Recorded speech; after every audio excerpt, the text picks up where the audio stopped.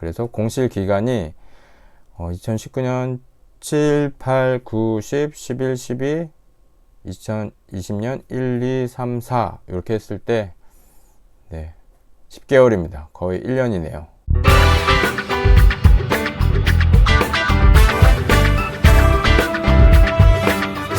안녕하세요. 최현별님입니다. 10개월 동안 공실이었던 집이 드디어 계약이 됐습니다. 2019년 제가 7월 1일날 낙찰을 받았던 물건이고요. 이제야 임대차 계약을 했습니다. 그래서 4월 26일 입주라서 4월까지 공실이라고 했을 때 공실 기간이 2019년 7, 8, 9, 10, 11, 12, 20년 1, 2, 3, 4 이렇게 해갖고 10개월 동안 공실이었습니다. 거의 1년입니다. 이 물건은 단독으로 받았는데요.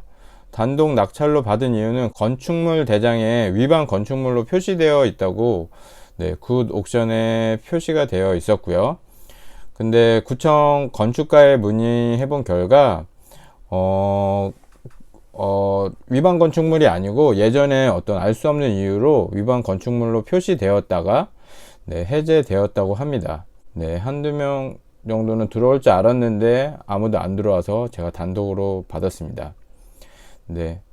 이 물건은 위치는 만수동이고요. 입지가 조금 애매합니다. 하지만 역에서 멀다고 또 꼭 안 빠지는 건 아니거든요.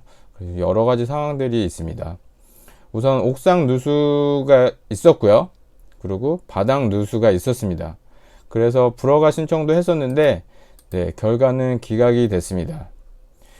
바닥에 누수가 있어 갖고 아랫집으로 많이 물이 이렇게 좀 많이 흘러 내려갔어요. 그래서 저희 집 바닥에 배관이 터져 갖고 아랫집으로 물이 내려가서 공사를 바닥을 다 까고 옛날 주름관으로 되어 있는 그런 배관이 들어가 있어서 그게 터졌기 때문에 그거를 요즘 이제 PVC 배관 이제 잘 깨지지 않는 그 배관으로 다시 새로 해갖고 묻었습니다. 그래서 보일러에서 이렇게 나와서 욕실로 들어가고 또 싱크대로 들어가게 이렇게 배관을 새로 묻어서 작업을 했습니다. 그리고 이 집이 좀 안 빠졌던 이유는 보일러가 없는 집입니다.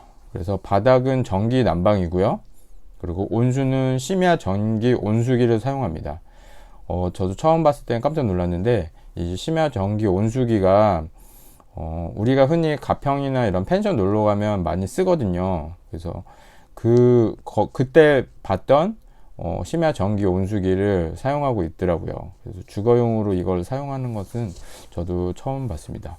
심야 전기는 낮 시간 동안에 전기를 많이 사용하고 밤에는 사용량이 줄어들기 때문에 남은 어떤 잉여 전기를 효율적으로 사용하기 위해서 만들어진 어떤 그런 건데요. 그래서 통상적으로 밤 11시부터 오전 9시까지 공급되는 전기로 주로 난방, 급탕 등에 활용되고 있습니다. 한전의 심야 냉난방 기기로 등록된 제품만 사용 가능하다고 하네요. 온수기로 설명을 드리면 밤 사이에 이제 물을 데펴서 데핀 물을 다음날 오후까지 사용을 하는 겁니다. 그래서 일반 전기는 누진세가 적용되기 때문에 전기를 많이 사용하면 전기 요금이 부담스러운 반면 심야 전기는 저렴하게 쓸 수 있는 장점이 있습니다. 근데 이 보일러를 보면 사람들이 이거 너무 소음이 크게 나는 거 아닌가요?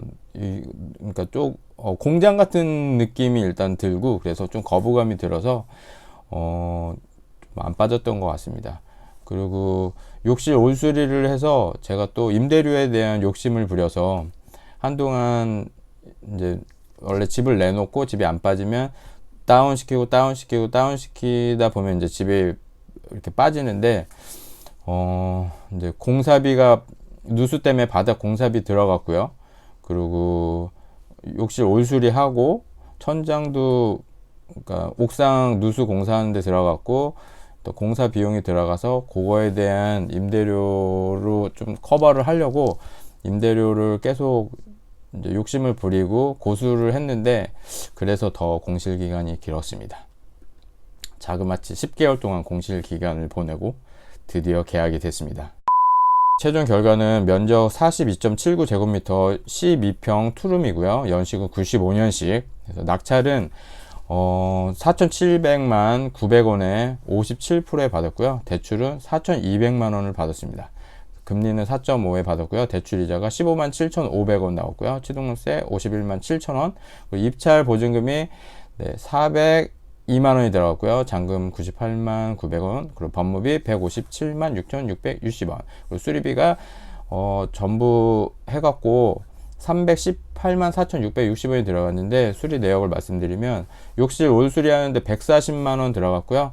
세금 계산서 발행 부가세 포함해서 154만 원, 욕실 올수리 했습니다. 그리고 도배 30만 원 했고요.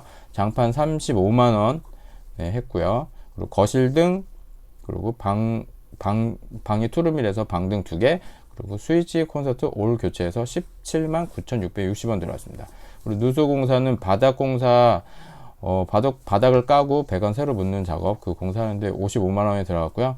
옥상 공사는 세대별로 돈을 이제 걷어서 각 세대별 20만 원에 그렇게 공사를 했습니다.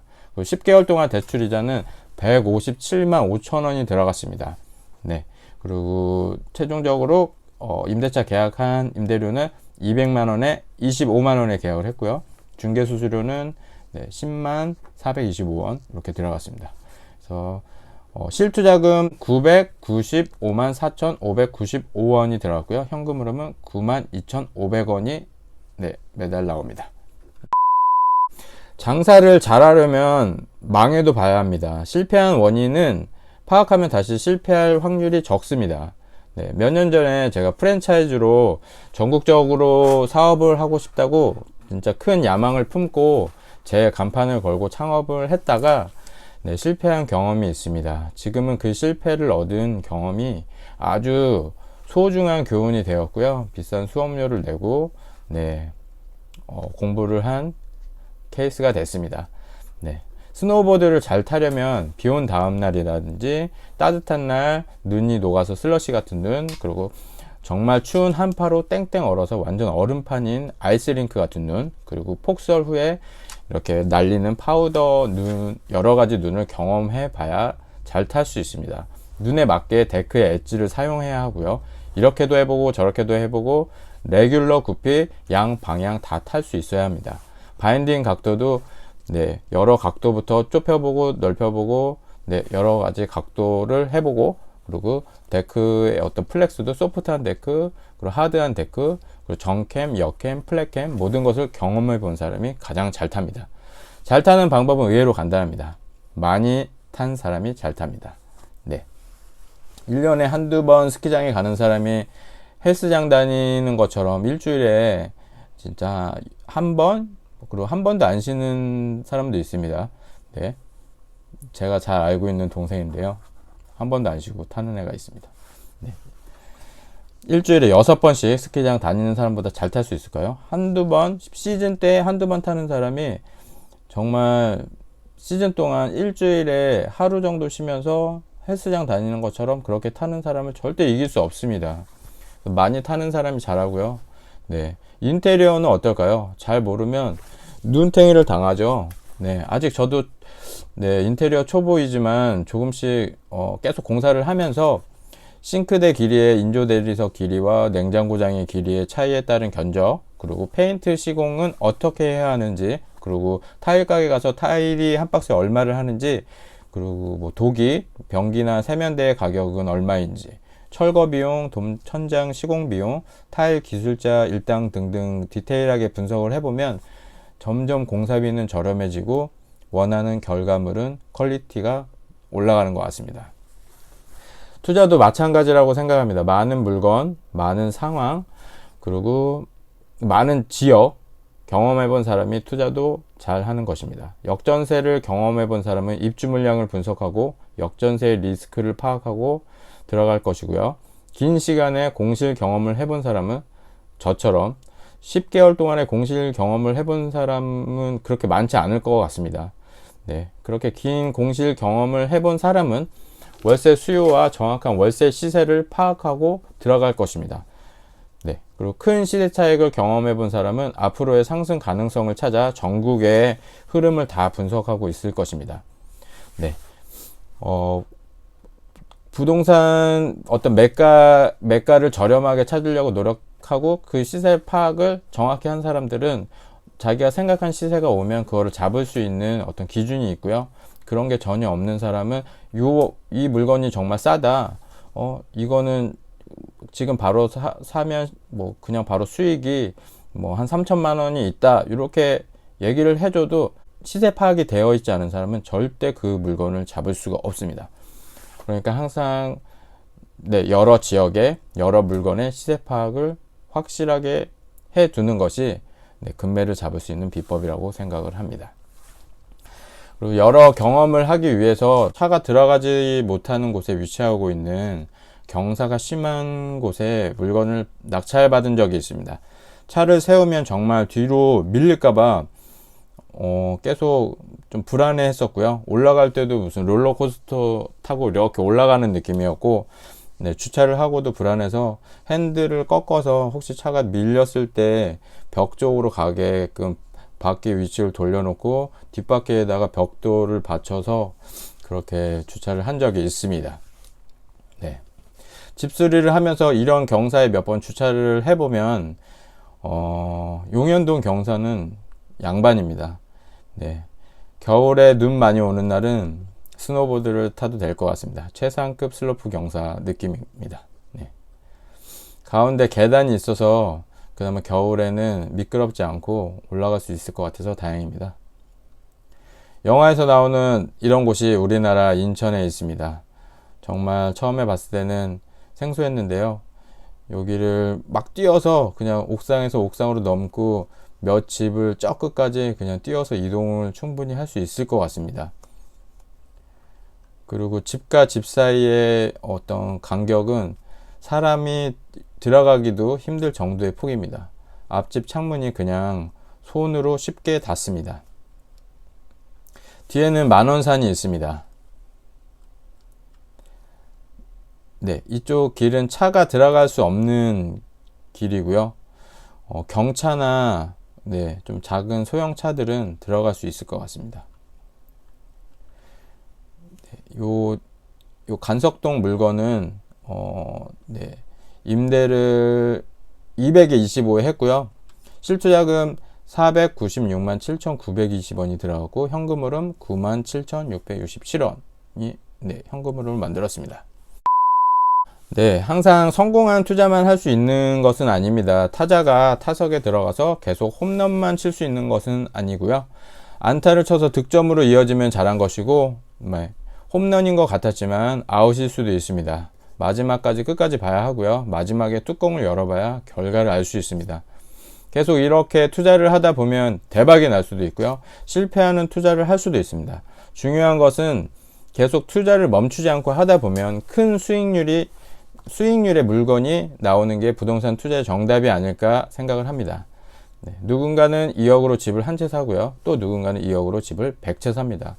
똘똘한 한 채일까요? 아니면 수량으로 확률을 높이는 게 좋을까요?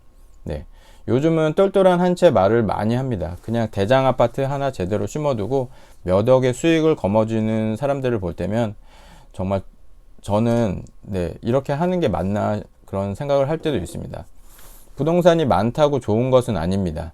부동산이 많은 사람은 부동산의 경험이 많기 때문에 부동산의 가치를 남들보다 더 먼저 알아볼 수 있고 좋은 부동산과 좋지 않은 부동산의 차이를 쉽게 판단할 수 있는 게 아닐까 생각을 합니다. 공을 치는 행위를 해야 홈런이 나오는 것이지 몇 번 쳐보고 파울이나 아웃이라고 홈런을 포기하고 타석에서 내려와 버리면 더 이상 홈런을 칠 기회는 없습니다. 포기하지 않고 연습을 게을리하지 않는다면 나중에 한 번의 기회를 신중하게 생각하고 최선을 다해서 임할 것입니다. 그때는 아무 공이나 치지 않고 가려서 치겠죠. 준비하고 있다가 기회가 왔을 때 한 방에 홈런으로 날려버리겠지만 아직 우리들은 이런 공도 쳐보고 저런 공도 쳐보며 여러 가지 상황을 경험해야 하는 단계입니다. 10번을 치든 100번을 치든 1000번을 치든 무제한입니다. 지금 당신은 몇 번을 치셨나요? 혹시 공을 치는 방법만 공부하고 실제로는 쳐보려고 시도조차 하지 않고 있지는 않나요? 시작하는 방법은 그만 말하고 이제 행동하는 것이다. 실험이라 생각하면 인생이 즐겁다. 나는 아무것도 시도하지 않는 것을 후회하느니 실패를 후회하는 삶을 살겠다. 네, 긴 영상 봐주셔서 감사하고요. 네, 영상이 유익하셨다면 구독, 좋아요, 알림 설정 부탁드립니다. 감사합니다.